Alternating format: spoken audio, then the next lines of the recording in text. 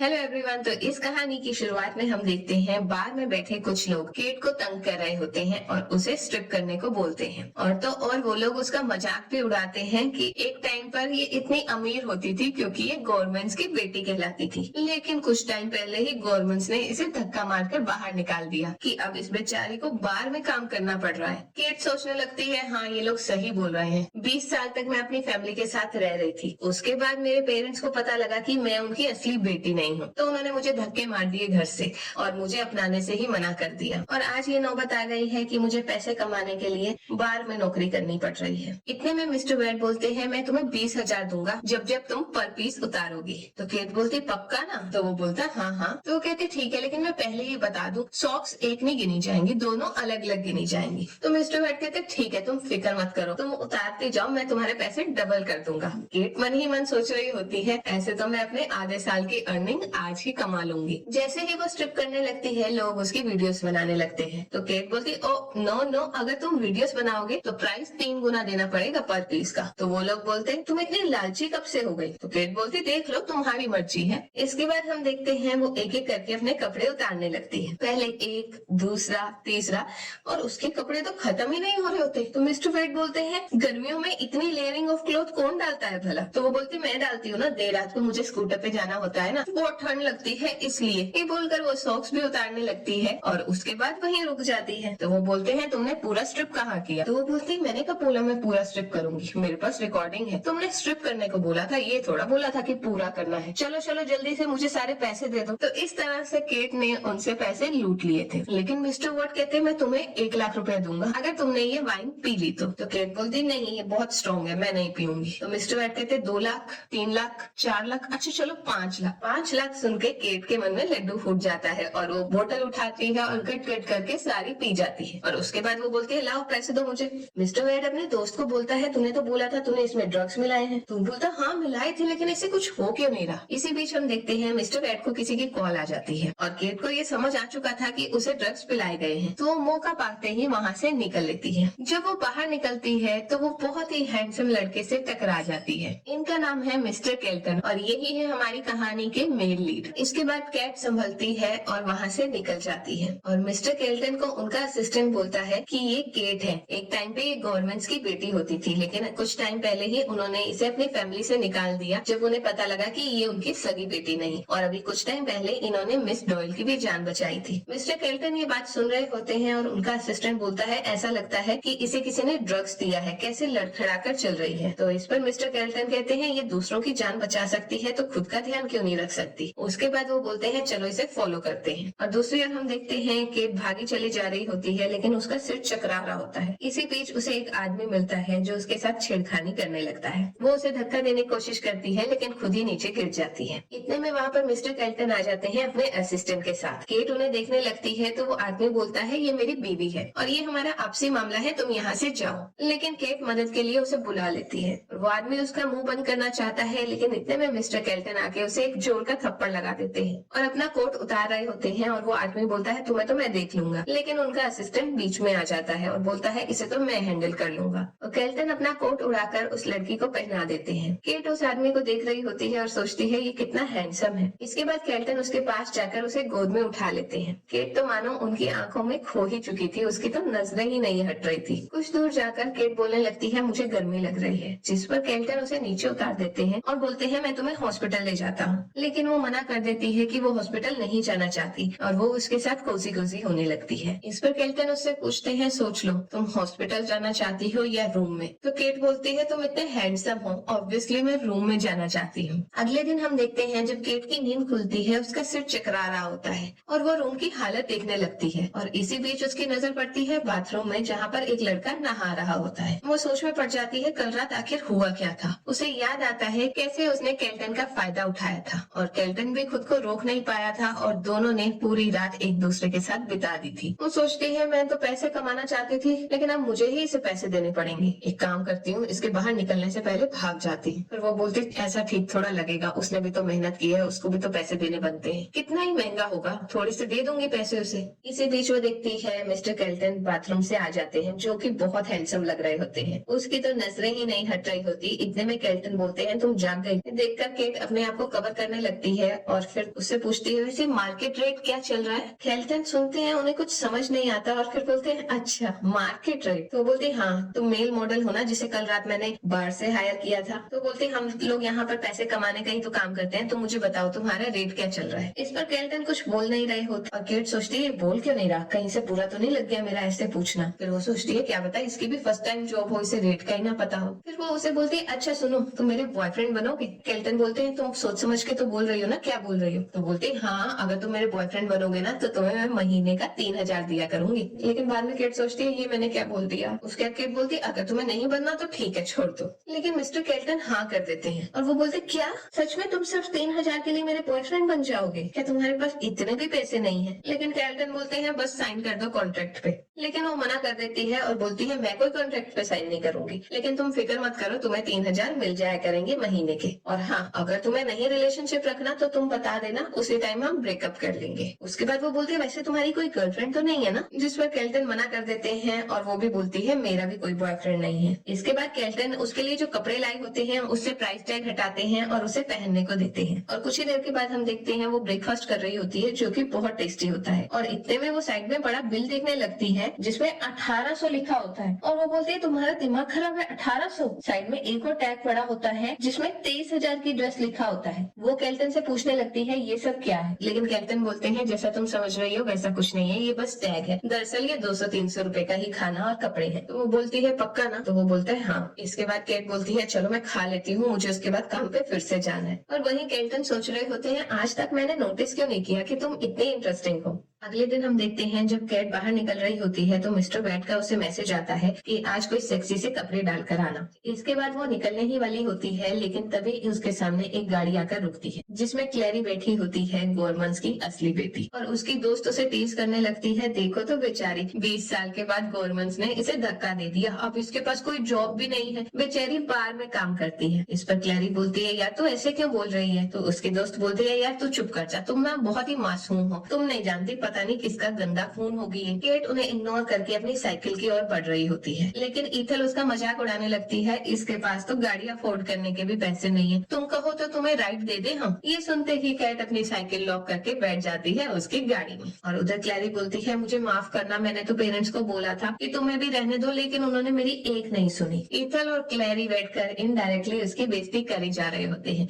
इस पर कैट कहती है चुप हो जाओ, मुझे मोशन सिकनेस हो रही है, मैं यही उल्टी कर दूंगी। ईथल कहती नहीं नहीं प्लीज गाड़ी में ऐसा कुछ मत करना। कुछ देर के बाद हम देखते हैं केट को वो लोग ड्रॉप कर देते हैं और वो उन्हें थैंक यू बोलती है और बोलती है तुम्हारा दोबारा मन हो ना मुझे राइड देने का तो पक्का याद करना। उसके जाने के बाद क्लैरी बोलती तुमने बिना इससे पंगा ही ले लिया, पूरी गाड़ी धुलवानी पड़ेगी, पता नहीं कौन कौन से वायरस लेकर घूमती है साथ में। और दूसरी ओर बार में हम देखते हैं मिस्टर केल्टन डॉयली के साथ बैठे होते हैं और वो उससे बोलते हैं प्लीज बार में सिंगिंग का काम छोड़ दे, लेकिन वो सख्त मना कर देती है। और उस पे केल्टन के असिस्टेंट बोलते हैं अगर आपको अब्रॉड पढ़ाई करनी है आप म्यूजिक की पढ़ाई कर लो ना, यहाँ पर क्यों काम करना है, ये तो बहुत खतरे का काम है। तो वो बोलती नहीं खतरे का क्या काम है, मेरे साथ केट है वो मेरा हमेशा ध्यान रखती है। केल्टन जब केट का नाम सुनता है वो भी हंसने लगता है और उसे कल का दिन याद आ जाता है जब उसे खुद मदद की जरूरत थी। इतने में वो देखता है केट वहीं पे बैठी होती है तो वो उठ के उसके पास चला जाता है। केट खोई होती है तो वो उसे अपनी ओर देखने को मजबूर कर देता है और केट बोलती अरे तुम यहाँ क्या कर रहे हो। तो वो बोलता है बस तुमसे मिलने आया हूँ। तो केट बोलती है अच्छा मुझे नहीं पता था तुम इतने डेडिकेटेड बॉयफ्रेंड बनोगे, वैसे तुम्हें मैंने अपने बारे में बता दिया है, मेरा नाम केट गॉर्मन है, तुम्हारा नाम क्या है वैसे। इस पर मिस्टर केल्टन सोचने लगते हैं और वो सोचते हैं इसे मैं अपना असली नाम नहीं बता सकता, तो वो उसे अपना नाम मिस्टर डैनी केल्टन बोल देते हैं। जब केट ये सुनती है तो वो सोच में पड़ जाती है और बोलती है ये तो केल्टन ग्रुप के सीईओ का नाम भी ऐसा ही कुछ है, मिलता जुलता। एक जगह ये देखो बेचारे को कितनी मेहनत करनी पड़ती है और एक तरफ दूसरा केल्टन है जो 1 मिनट में लाखों करोड़ों बनाता है। इतने में हम देखते हैं मैनेजर आवाज लगाता है और केट बोलती है मैनेजर ना थोड़ा खड़ूस है, इसकी बातों का ना बुरा मत मानना। इसके बाद वो खुद मैनेजर के पास जाती है जिसपे मैनेजर उस पर गुस्सा हो रहे होते हैं कि कल तुमने मिस्टर वाइट को नाराज कर दिया है, लेकिन वो कहती नहीं नहीं मैं तो ऐसा कभी नहीं करूंगी, वैसे भी आज उनका ना मैसेज आया था कि कुछ सेक्सी कपड़े डालकर आना, लेकिन आपको बताऊं वो मेरे बारे में बात नहीं कर रहे थे, आपके बारे में बात कर रहे थे। तो मैनेजर कहते क्या मैं ऐसे कैसे कपड़े डाल सकता हूँ। तो बोलती आपको पता नहीं आजकल लड़कियों से ज्यादा लड़के डिमांड में, देखो वो कैसे डांस कर रहा है, इस टाइप के कपड़े पसंद है मिस्टर वैट को। मैनेजर उसकी बातों में आ जाता है और देर रात को जब मिस्टर वैट अपने अपने दोस्तों के साथ आए होते हैं, इतने में केट अंदर आ जाती है और वो उसे बोलते हैं आज तो तुम्हें सेक्सी कपड़े पहन के आने को बोला था ना।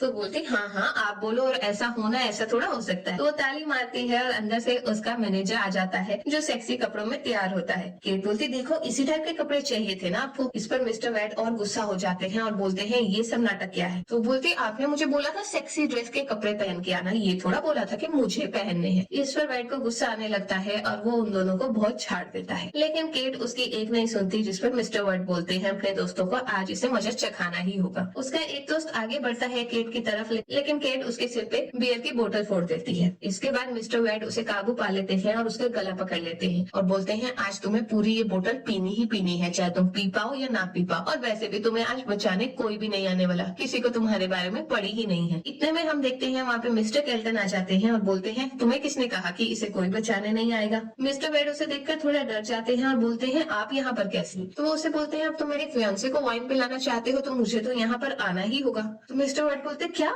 ये आपकी गर्लफ्रेंड है, ऐसा कैसे हो सकता है, आपको पता नहीं क्या गवर्नमेंट ने इसे धक्का मार के बाहर निकाल दिया है, अब तो इसका कोई वजूद ही नहीं है। इस पर मिस्टर केल्टन बोलते हैं ये मेरा प्राइवेट मैटर है, तुम्हें इसमें कोई हक नहीं कुछ भी बोलने का। उसके बाद मिस्टर वेड उनसे माफी मांगने लगते हैं और अपने दोस्तों को भी बोलते हैं और मिस्टर केल्टन अपने असिस्टेंट को बोलते हैं इन लोगों को तब तक पिलाओ जब तक ये उल्टियां ना मारने लगे। इसके बाद वो केट को बाहर ले आते हैं और केट उसे पूछती है वो लोग तुमसे इतना डरे हुए क्यों थे, चक्कर क्या है। तो मिस्टर केल्टन सोचने लगते हैं मुझे लगता है अब सच बताना ही पड़ेगा इसको। लेकिन इतने में केट बोलने लगते अच्छा कहीं ऐसा तो नहीं तुम मिस्टर डैनियल केल्टन का नाम यूज करते हो, डैनियल और डैनी एक जैसा ही लगता है। मिस्टर केल्टन ये सुनकर हंस रहे होते हैं कि ये कितनी भोली है। इसी बीच केट गूगल पे सर्च कर लेती है और फोटो देखती है डैनियल केल्टन की और उसके बाद वो डैनी को देखती है, बोलती है तुम दोनों एक जैसे लगते हो, अच्छा तभी तुम उसका नाम यूज कर पा रहे हो, वैसे इतना कैसे सेम दिख सकते हो, कहीं तुम उसके कोई छोटे भाई तो नहीं। ये सुन के डैनी केल्टन हंस रहा होता है मन ही मन और सोच रहा होता है ये लड़की कितनी मासूम है। इसके बाद हम देखते हैं केट उसे बोलती है क्या तुम मेरे घर में मूव इन करना चाहते हो। तो केल्टन हाँ कर देते हैं और बोलते हैं आज ही मूव इन करूंगा। लेकिन वो बोलती है नहीं नहीं आज नहीं, आज बहुत जल्दी हो जाएगा, मैंने तो सफाई भी नहीं की। तो वो बोलते ठीक है कल मूव इन कर लूंगा। जब केट वहाँ से जा रही होती है उसे लगता है पक्का कुछ तो गड़बड़ है, फिर वो सोचती है नहीं वो ही ज्यादा सोच रही है। कुछ देर के बाद हम देखते हैं मिस्टर केल्टन अपने ऑफिस में काम कर रहे होते हैं। इसी बीच उनके असिस्टेंट आकर बताते हैं जैसा आपने बोला था हमने वैसा ही किया, मिस्टर वेड की कंपनी के साथ हमने सारे टाइप तोड़ दिए और बाकी कंपनीज को भी ऐसा ही करने को बोला। इसके बाद उनके असिस्टेंट बोलते हैं क्या आप सच में उस लड़की के साथ मूव इन कर रहे हो। तो केल्टन हाँ कर देते हैं, जिस पर उनका असिस्टेंट बोलता है कहीं ऐसा तो नहीं वो लड़की अच्छे से जानती है आपके बारे में इसलिए आपसे चिपक रही है आपका फायदा उठाने के लिए। इस पर मिस्टर केल्टन अपने असिस्टेंट को ही चुप करा देते हैं और बोलते हैं नेक्स्ट टाइम से मैं उस लड़की के बारे में ऐसा नहीं सुनना चाहता। दूसरी ओर हम देखते हैं केट अपने स्कूल की रियूनियन पार्टी में आई होती है और वो सोचती है फ्री का खाना और ड्रिंक्स मिलेगी, बड़ा मजा आएगा। इतने में उसे उसकी क्लासमेट इथल मिल जाती है जो उसे तंग करने लगती है और उसके बारे में बुरी बुरी बातें करने लगती है। लेकिन केट उसे इग्नोर करके पहुंच जाती है अंदर पार्टी में। लेकिन वहाँ पर सारे उसका मजाक उड़ाने लगते हैं क्योंकि वो बार में काम करती है। एक तो सजेशन भी दे देती है कि तुम्हें ये जॉब छोड़ देनी चाहिए, लेकिन केट सबकी बातों का बहुत अच्छे से जवाब देती है और एक एक की बोलती बंद हो जाती है और एक एक करके सब लोग वहाँ से निकल जाते हैं और वो मस्त बैठकर अकेली खाती पीती है और एंजॉय करती है। पेट भरकर वो जब बाहर जा रही होती है तभी उसको उसकी दोस्त मिल जाती है जो कि उसे बताती है कि तुम्हें पता है बार बंद हो गया। केट बोलती क्या ऐसे कैसे हो सकता है। तो वो बोलती हाँ। तो केट पे वो न्यूज देखती है और वो सोचती है इसका मतलब अब मेरे पास कोई जॉब नहीं बची, अब मैं क्या करूंगी, मुझे तो अपना रेंट भी देना है। तो इस पर उसकी दोस्त बोलती है मेरी आंटी की ना एक शॉप है क्लोथिंग की, अगर तुम वहाँ काम करना चाहती हो तो मैं उनसे बात कर लूंगी। ये सुनते ही केट को बहुत अच्छा लगता है और वो बोलती है तुम मेरी बेस्ट फ्रेंड हो, थैंक यू, मैं वहाँ पर जॉब कर लूंगी। पीछे खड़ी इथल वो बातें सुन लेती है और सोचती है इसे तो मैं बहुत अच्छा सबक सिखाऊंगी। देर रात को हम देखते हैं केट अपने बॉयफ्रेंड का सामान ले आती है अपने घर और उससे पूछती है तुम्हारा इतना सारा सामान, जिस पर वो बोलता है क्यों कम है ना। इस पर केट बोलती है तुम बिना चलो बहुत सारा काम है, चलो अनपैकिंग करते हैं। कुछ ही देर में हम देखते हैं वो लोग अनपैकिंग करने लगते हैं, लेकिन केट बोलती है तुम छोड़ो मैं खुद ही अलमारी में सब रख लूंगी। मिस्टर केल्टन उसे देखते हैं और सोचते हैं इस लड़की ने 22 साल इतनी रईस जिंदगी जी है एकदम प्रिंसेस की तरह, और अब देखो इसकी लाइफ ने क्या फ्लिप लिया है, लेकिन फिर भी इतनी छोटी सी जगह को इसने कितने अच्छे से ऑर्गेनाइज रखा हुआ है। अगले दिन हम देखते हैं मिस्टर केल्टन को उसके ग्रैंडपा ने मिलने बुलाया होता है जो उसे डांट रहे होते हैं क्योंकि अभी तक वो सेटल नहीं हुआ और उनको इस बारे में पता लग चुका था कि मिस्टर केल्टन आजकल किसी लड़के के साथ देखा जाता है। तो वो उसे वार्निंग देते हैं कि अगर तुमने जल्द से जल्द मुझे उस लड़की से नहीं मिलाया ना तो मैं सारी प्रॉपर्टी दान दे दूंगा और तुम्हें कुछ भी नहीं दूंगा। और दूसरी ओर हम देखते हैं केट ने अपनी नई नौकरी शुरू कर दी थी और वो पहले ही दिन सबको बहुत इम्प्रेस कर देती है और बहुत ज्यादा सेल्स करवा देती है, जिससे खुश होकर स्टोर की मैनेजर बोलती है तुमने आज बहुत अच्छा काम किया, थोड़ा सा आराम कर लो, उसके बाद फिर से काम शुरू करते हैं। टाइम पाते ही वो अपने बॉयफ्रेंड को मैसेज करती है कि आज मुझे थोड़ा लेट हो जाएगा, जिस पर मिस्टर केल्टन बोलते हैं तुम फिक्र मत करो, मैं तुम्हें पिक कर लूंगा। और इतने में हम देखते हैं बाहर क्लेरी अपनी माँ को उसी स्टोर में ले आती है जिसमें केट काम कर रही होती है, ताकि वो उसे नीचा दिखा पाए। और जैसे ही वो लोग अंदर जाते हैं वो लोग केट को काम करते हुए देखते हैं और उसके बारे में बुरी बुरी बातें करने लगते हैं। और क्लेरी सबके सामने ये भी बोलती है कि केट एक बार में एज अ होस्टेस काम करती है। जब क्लेरी की माँ ये सुनती है उसे बहुत गुस्सा आता है और बोलती है तुम अब मेरी बेटी नहीं हो, लेकिन कभी तो मैंने तुम्हें अपनी बेटी की तरह पाला था, तुम मेरी इतनी बेइज्जती करोगी ये मैंने सोचा नहीं था। सारा स्टोर का स्टाफ ये बातें सुन रहा होता है और उसकी बहुत बेइज्जती होने लगती है और उसके सारे कस्टमर्स भी एक एक करके वहां से निकल जाते हैं। इसके बाद क्लेरी बैठ जाती है और बोलती है मैं तुम्हें स्टोर से निकलवा दूंगी अगर तुमने मुझसे माफी नहीं मांगी, चलो मेरा जूता चाटो और मुझसे माफी मांगो। लेकिन स्टोर मैनेजर बोलती है केट तुम्हें ऐसा कुछ करने की जरूरत नहीं। केट जाती है और उसकी सैंडल उठाती है और स्टोर से बाहर फेंक देती है और वो गुस्से में लाल पीली होकर दोनों को इतना अच्छा सबक सिखाती है और दोनों की धुलाई करके उसे स्टोर से बाहर निकाल देती है। दोनों बाहर बैठ के रो रहे होते हैं और बोल सोचते हैं वो लड़की आखिरकार ऐसे कैसे कर सकती है। और अंदर हम देखते हैं केट स्टोर मैनेजर से माफी मांग रही होती है और बोलती है मेरी वजह से ये सब हंगामा हो गया, आप चाहें तो मेरी सैलरी से काट सकते हैं और मैं जल्दी कोई और जॉब ढूंढ लूंगी। जिस पर मैनेजर उसे समझती है और बोलती है तुम फिक्र मत करो, अपना ध्यान रखो। और बाहर हम देखते हैं एक बड़ी सी गाड़ी से उतरते हैं मिस्टर केल्टन और जैसे ही क्लेरी की नजर उस पर पड़ती है वो माँ को बोलती है माँ देखो ये सीईओ है ना केल्टन ग्रुप का, ये डैनी है ना। तो उसकी माँ बोलती है हाँ मुझे पता है, हमारी फैमिली एलाइड फैमिली में से एक आती है, लेकिन अगर तुम्हारी इसके साथ शादी हो जाए ना तो तुम्हारा तो मानो जैकपॉट ही लग गया। तो फिर क्या था, क्लेरी अपने बाल संवार कर पहुंच जाती है उनसे बात करने के लिए, लेकिन मिस्टर केल्टन उनकी बहुत बेइज्जती कर देते हैं और बोलते हैं अगर कुछ काम है तो अपॉइंटमेंट लेकर आना। ये बोलकर वो वहाँ से निकल जाते हैं। लेकिन क्लेरी को उसकी माँ दिखाती है देखो वो क्या है। दरअसल मिस्टर केल्टन केट की ओर बढ़ते हैं जो कि अपना स्कूटर के पास होती है और वो उसका हैंडबैग पकड़ते हैं और केट उन्हें हेलमेट देती है और बोलती है आज तुम्हें मैं मील खिलाऊंगी, आज मैंने बहुत कमाई की है। दूर खड़ी क्लेरी को तो ये विश्वास नहीं हो रहा होता कि आखिर ये मिस्टर केल्टन को कैसे जानती है। मिस्टर केल्टन थोड़ा हिचकाते हैं क्योंकि आज तक वो स्कूटी पर नहीं बैठे थे। तो केट बोलती है तुमने आज तक टू व्हीलर ड्राइव नहीं किया तो तुम अभी कैसे आए। तो वो उसको बोलता मैं तो बस से आया हूँ। तो वो बोलती कोई बात नहीं और वो उसे अपने पीछे बिठा लेती है और स्कूटर पर ले जाती है अपने साथ। वो उसे जिस रेस्टोरेंट लाती है वो बहुत ही छोटा सा रेस्टोरेंट होता है और मिस्टर केल्टन वहाँ पर खाना खाना नहीं चाहते हैं। तो वो बोलते हैं कि यहाँ पर तुम खाना खिलाना चाहती थी। केट बोलती हाँ ये बहुत ही अच्छा रेस्टोरेंट है। मिस्टर केल्टन को समझ नहीं आ रहा होता कि वो क्या करे और वहीं केट इस रेस्टोरेंट की बहुत तारीफ कर रही होती है। इस पर मिस्टर केल्टन बोलते हैं उसे भूख नहीं लगी, लेकिन केट जबरदस्ती उसे अंदर ले आती है और अंदर आकर वो ऑर्डर देती है 2 सूप बॉल्स का, लेकिन मिस्टर केल्टन मना कर देते हैं। लेकिन केट बोलती है ऐसा मत करो मेरी ट्रीट है और वो जबरदस्ती उसके लिए भी नूडल्स का बॉल मंगा लेती है।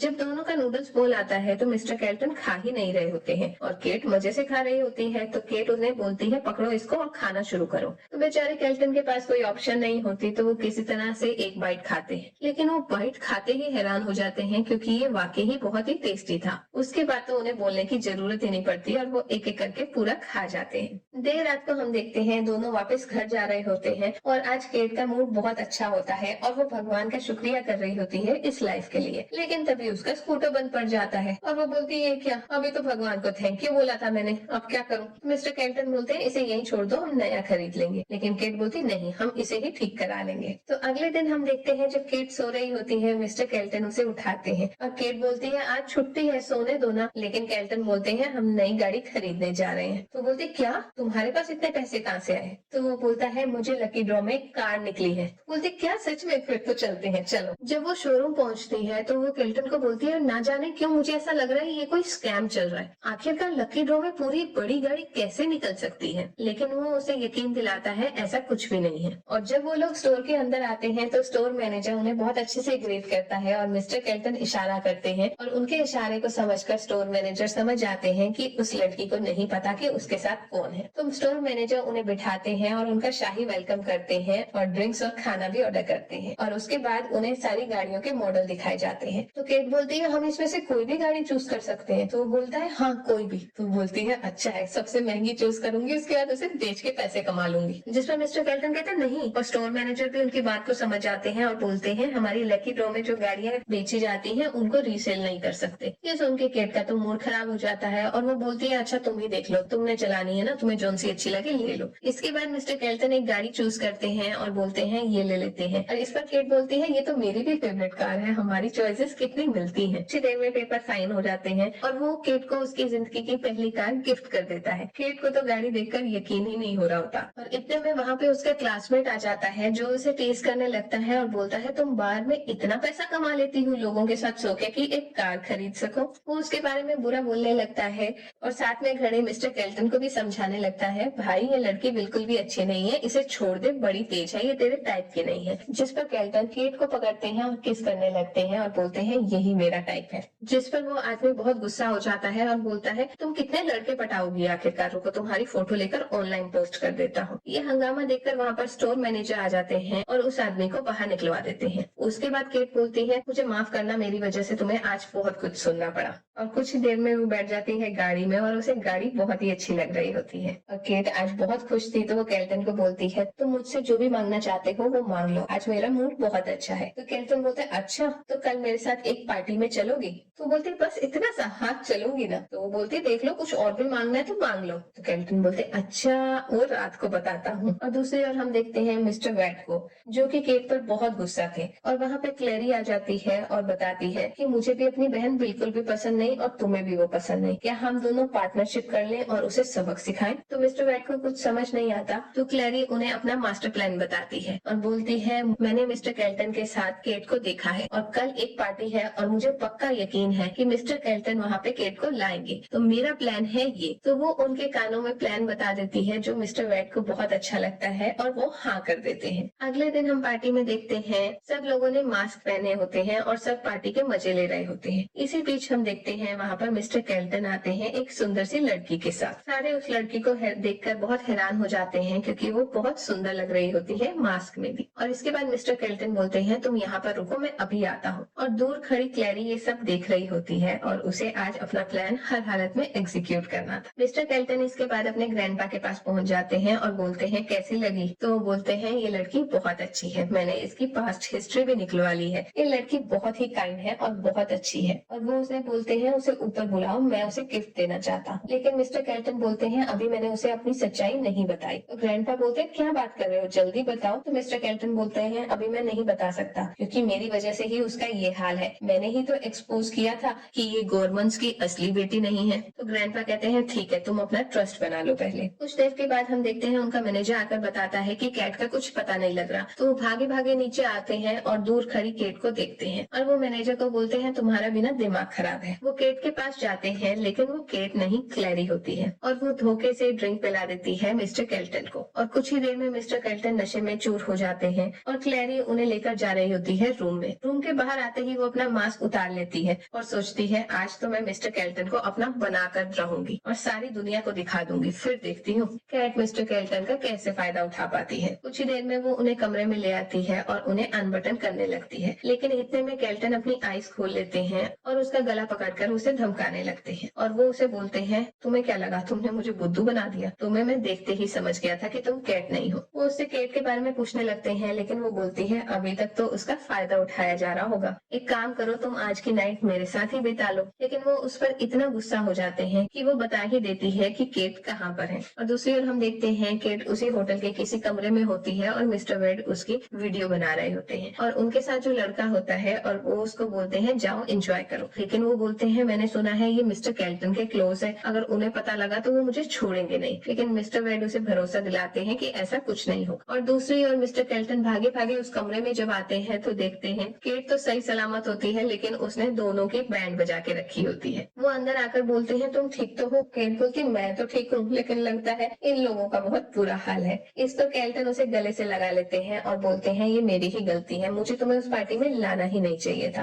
और इसके बाद वो अपने मैनेजर को बोलते हैं केट को तुम हॉस्पिटल लेकर जाओ, मैं आता हूँ। केट के जाने के बाद वो उन दोनों को बहुत अच्छे से सबक सिखाता है और उसके बाद सीधा पहुंच जाता है हॉस्पिटल में। और दूसरी ओर हम देखते हैं क्लेरी को पुलिस पुलिस वाले पकड़ ले जाते हैं मिस्टर केल्टन के कहने पर। अगले दिन हम देखते हैं केट मिस्टर केल्टन को लेकर जा रही होती है अपने बायोलॉजिकल पेरेंट्स के पास। मन ही मन वो बहुत घबराई होती है और केल्टन बोलते हैं तुम नर्वस हो क्या? तो वो बोलती नहीं नर्वस तो नहीं, लेकिन उसके चेहरे पर साफ दिख रहा है। तो मिस्टर केल्टन बोलते हैं सब ठीक हो जाए। वो गाँव में एक हॉस्पिटल में आ जाती है और दरवाजे के बाहर खड़ी हुई बोलती है मुझे सच में समझ नहीं आ रहा कि मैं क्या बोलूंगी अंदर जाके, क्या वो मुझे अपनाएंगे? ये सोचकर वो अचानक से दरवाजा खोल देती है और सामने अपने पेरेंट्स को बैठा देखती है, जो उसे देखते नहीं है। लेकिन जब उनकी नजर पड़ती है तो उसकी माँ पहचान जाती है, क्योंकि केट ने इन्फॉर्म कर दिया था कि वो जल्द ही उनसे मिलने आने वाली है। दोनों बहुत ही इमोशनल हो जाते हैं, एक दूसरे को गले से लगा लेते हैं और दोनों की आंखों के आंसू मानो थम ही नहीं रहे होते। और वो अपनी माँ को बोलती है अब रोना बंद करो,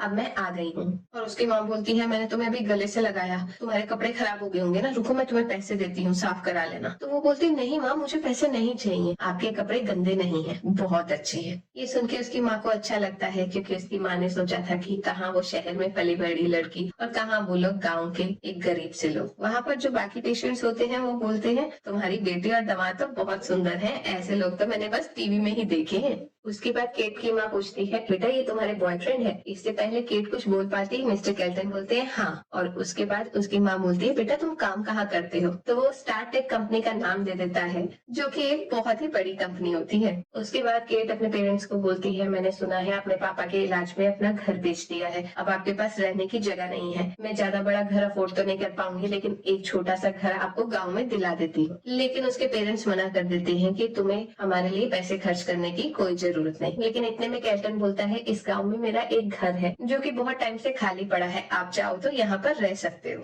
वो उन लोगों को पैकिंग करने को बोलता है और केट जल्दी से केल्टन को बाहर ले आती है और पूछती है तुम मुझसे कुछ छुपा रहे हो क्या? इस गाँव में तुम्हारा घर कैसे है? तो वो बोलता है एक्चुअली वो मेरा नहीं है, मेरे ग्रैंडपा का है, लेकिन मैं यहाँ रहता नहीं तो कब से खाली पड़ा है, तो तुम्हारे पेरेंट्स रह सकते हैं उसमें। और फिर वो बोलती है अच्छा, और जो तुमने अंदर बताया कि तुम स्टार्टेक में जॉब करते हो उसका क्या? तो वो बोलता है हाँ एक्चुअल में ना मैं बताना भूल गया था। ये सुन के केट को बहुत खुशी होती है। इतने में केट के पेरेंट्स आ जाते हैं अपना सामान लेकर, जिसे केल्टन पकड़ लेते हैं और उन्हें ले आते हैं गाड़ी में बिठाकर। उसके बाद केल्टन बोलते हैं तुम लोग अंदर चलो, मैं गाड़ी पार्क करके आता हूँ। तो वो तीनों उस सोसाइटी में एंट्री लेने जाते हैं, लेकिन सिक्योरिटी गार्ड उनका हुलिया देखकर उन्हें वहीं रोक देता है और बोलता है तुम्हें पता भी है ये अमीरों के घर है, तुम जैसे लोग तो यहाँ पर किसी के आना भी अफोर्ड नहीं कर सकते। केट उसे बोलती है ये तुम कैसे बात कर रहे हो? इस पे सिक्योरिटी गार्ड धक्का ही दे देता है उसके पापा को। उन दोनों में काफी बहस हो जाती है। इतने में वो और भी सिक्योरिटी वाले बुला लेता है। केट उन्हें समझाती है कि यहाँ पर उनका घर है, लेकिन वो तो सुनने को ही मना कर देते हैं और उन लोगों की खूब बेइज्जती करते हैं। इतने में वहाँ पर मिस्टर केल्टन आ जाते हैं, जो उन्हें उस प्रॉपर्टी की डीड दिखाते हैं। जब सिक्योरिटी गार्ड वो सेल डीड देखता है तो उसके तो होश ही उड़ जाते हैं, क्योंकि वो सेल डीड उस आदमी के नाम थी जो पूरी दुनिया का चौथे नंबर का सबसे अमीर आदमी है और मिस्टर केल्टन उन्हीं के पोते कहलाते हैं। वो बहुत डर जाते हैं और माफी मांगने लगते हैं उन सब से। इसके बाद हम देखते हैं केट अपने पेरेंट्स के साथ घर में एंट्री ले लेती है और घर इतना सुंदर होता है, वो लोग घर का कोना कोना देखने लगते हैं। उसके बाद वो केल्टन से पूछती है कि अगर तुम्हारे ग्रैंडपा इतने अमीर थे तो तुम्हारा ऐसा हाल क्यों है? तो वो बोलता है मैं एडॉप्टेड हूँ ना इसलिए। तो बेचारी को उस पर बहुत तरस आ रहा होता है और वो बोलती है कोई बात नहीं, मैं हूँ ना तुम्हारे साथ। इसके बाद हम देखते हैं केट के पेरेंट्स बोलते हैं बेटा घर तो बहुत अच्छा है, लेकिन हम ये अफोर्ड नहीं कर पाएंगे, तुम हमसे प्लीज पैसे ले लिया करो थोड़े बहुत जो भी है, हम ऐसे फ्री में यहाँ पर नहीं रहना चाहते। लेकिन केल्टन मना कर देता है साफ और बोलता है आप केट के पेरेंट्स हो, मतलब मेरे भी पेरेंट्स हुए ना। ये सुन के वो लोग बहुत खुश हो जाते हैं और केट को तसल्ली हो जाती है कि वो यहाँ पर सुकून से रह पाएंगे। और दूसरी ओर हम देखते हैं क्लैरी की माँ ने किसी तरह से उसे जेल से बचा लिया था और रास्ते में हम देखते हैं जब केट वापस आ रही होती है वो केल्टन को बोलती है कि मैं तुम्हारा ऑफिस देखना चाहती हूँ, जिस पर केल्टन एक थोड़ी सी ब्रेक लगाता है और बोलता है फिर कभी दिखाऊंगा। इससे केट को लगता है कुछ तो गड़बड़ है, ये पक्का कुछ मुझसे छुपा रहा है। तो वो उसके ऑफिस पहुंच जाती है भेस बदल कर काम करने और वहाँ के मैनेजर को बोलती है मुझे यहाँ पर नौकरी करनी है साफ सफाई की। तो बोलता है अच्छा तुम्हें एक्सपीरियंस है? तो वो बोलते हाँ मैं हर चीज कर सकती हूँ। तो वो बोलते ठीक है अंदर जाकर अपनी यूनिफॉर्म चेंज कर लो। अंदर जाकर वो यूनिफॉर्म चेंज कर लेती है और वहाँ पर एक और सफाई वाली आती है और उसे बोलती है जाकर वॉशरूम्स धो। तो वो बोलती है मेरा काम नहीं है, तुम्हारा है, मैं क्यों करूँ? तो वो बोलती है तुम नहीं आई हो तो तुम ही करोगी। लेकिन केट साफ मना कर देती है कि ये मेरा डिपार्टमेंट नहीं है और वहाँ से निकल जाती है। ऑफिस में वो जगह जगह सफाई का बहाना लगा जाकर ढूंढ रही होती है कि केल्टन कहाँ है, लेकिन उसे कहीं दिख ही नहीं रहा होता। एक कैबिन से दूसरे कैबिन, दूसरे से तीसरे, पर उसका तो कहीं नामो ही निशान नहीं था। वो बहुत उदास हो जाती है और सोचती है मैंने सारी जगह ढूंढ लिया, कहीं केल्टन ने मुझसे झूठ तो नहीं बोला। इतने में हम देखते हैं पीछे से केल्टन अपने लोगों के साथ आ रहे होते हैं और वो वहाँ पर एक सफाई वाली को देखते हैं और पीछे से देखने पर उसे ऐसा लगता है जैसे केट खड़ी हो। लेकिन इतने में ही उनके मैनेजर आ जाते हैं जो उनसे बात करने लगते हैं और केल्टन अपने कैबिन में चले जाते हैं। उनका मैनेजर उसे बोलता है तुम यहाँ पे क्या काम चोरी कर रही हो? तो केट बोलती नहीं, मैं काम चोरी नहीं कर रही, मैंने सारा काम कर लिया है। ये सुनकर उनका मैनेजर काफी इम्प्रेस हो जाता है। उसके बाद केट उससे पूछती है वैसे अच्छा मुझे बताओ इस ऑफिस में कोई है जो जिसका लास्ट नेम केल्टन हो और वो यहाँ काम करता हो? तो वो बोलता है नहीं, यहाँ पर तो सिर्फ हमारे सीईओ हैं, सिर्फ उन्हीं का लास्ट नेम केल्टन है। तो ये सुनकर केट को शक होने लगता है कि कहीं मिस्टर केल्टन ने उसे झूठ तो नहीं बोला। इतने में पीछे से केल्टन आ ही जाते हैं और बोलते हैं तुमने सब सुन ही लिया ना, मुझे लगा ही था तुम हो। जब केट पीछे घूमती है वो मिस्टर केल्टन को वहाँ खड़ा देखती है और उसके सामने सारा सच बाहर आ जाता है और वो जाकर जोरदार थप्पड़ लगाती है केल्टन को और वहाँ से निकल जाती है। केल्टन बोलता है सारी मेरी मीटिंग्स आज के लिए कैंसिल कर दो। अगले सीन में हम देखते हैं केट सारा सामान केल्टन का बाहर निकाल रही होती है घर से और बहुत उदास होती है, लेकिन केल्टन उससे माफी मांगता है जिसका कुछ खास असर पड़ नहीं रहा होता। उसके बाद केट बोलती है अच्छा मुझे ये बताओ तुमने आखिरकार ऐसा झूठ बोला क्यों मुझसे? तो केल्टन बोलता है दरअसल मैं तुम्हें कैसे बताऊं, तुम्हारी इतनी अच्छी लाइफ चल रही थी, मेरे ऑफिस में गवर्नमेंट हमेशा से टांग अड़ाते थे और मेरी कंपनी के बारे में रूमर्स फैलाते थे। तो मैंने अपने असिस्टेंट को बोला तुम्हारी फैमिली की छानबीन करने को ताकि हमें कोई पॉइंट मिल सके जिसे हम मीडिया में उछाल सके, जिससे उनके शेयर गिर जाए। तो मेरे असिस्टेंट को पता लगा कि तुम उनकी असली बेटे नहीं हो, तो ये न्यूज मीडिया में मैंने ही उछाली थी और मेरी ही वजह से आज तुम्हारा ये हाल है। वो बहुत रो रही होती है और बहुत उदास होती है और उसको दरवाजे से बाहर निकाल देती है। अंदर जाकर वो बहुत रोती है और अंदर जाके सोचती है वैसे उसकी क्या गलती थी, सच तो कभी ना कभी बाहर आ ही जाता है। अगले दिन हम देखते हैं केट फिर से ऑफिस में पहुंच जाती है और मैनेजर को बोलती है कि मैं रिजाइन करना चाहती हूँ। तो मैनेजर कहता अच्छा सोच लो, वैसे मिस्टर केल्टन ने बोला है तुम्हारी सैलरी 6 फिगर्स की करती है। तो वो बोलती क्या 6 फिगर्स की? चलो चलो मुझे लेकर चलो। वो मैनेजर के साथ जाती है, वहाँ पे मिस्टर केल्टन उसका वेट कर रहे होते हैं। दोनों लिफ्ट ले लेते हैं, लेकिन इसी बीच लिफ्ट रुक जाती है, उसमें कोई माल फंक्शन हो जाता है और दोनों बहुत घबरा जाते हैं। लेकिन केल्टन केट को बोलते हैं तुम फिक्र मत करो, तुम्हें कुछ भी नहीं होने दूंगा मैं। इस पर केट उसे बताती है कि कल रात उसने बहुत सोचा और उसने ये डिसाइड किया है कि जो भी मेरे साथ हुआ उसमें तुम्हारी कोई गलती नहीं थी, लेकिन हाँ तुम्हें अपनी सच्चाई छुपानी नहीं चाहिए थी। इस पर केल्टन उसे माफी मांगता है और बोलता है आगे से कुछ भी होगा मैं सबसे पहले तुम्हें बताऊंगा। वो भी किस करने ही वाले होते हैं, लेकिन इतने में लिफ्ट खुल जाती है और उनका मैनेजर आकर बोलता है तुम्हें ग्रैंडपा ने बुलाया है। तो वो ग्रैंडपा से मिलने चले जाते हैं और ग्रैंडपा बहुत गुस्से में होते हैं और बोलते हैं ये वीडियो क्या है? उस वीडियो में दरअसल केट ने थप्पड़ मारा था। तो केल्टन बोलते नहीं नहीं ऐसा कुछ नहीं है, दरअसल ना मैं इससे प्यार करता हूँ, वो बस ऐसे ही थोड़ी लड़ाई हो गई थी कल। ये सुनते ही ग्रैंडपा उसकी धुलाई करने लगते हैं जोर जोर से और केट बोलती है ये आप क्या कर रहे हैं, ये आप ही का ग्रैंडसन है ना, आप ऐसे कैसे कर सकते हैं? तो ग्रैंडपा बोलते हैं ये ऐसी हरकतें करेगा तो करना ही पड़ेगा ना, कुछ दिन पहले इसने बोला था कि मैं गवर्नमेंट की एडॉप्टेड डॉटर से प्यार करता हूँ और आज ये तुम्हारे साथ चक्कर चला रहा है। ये सुन के केट मुस्कुराने लगती है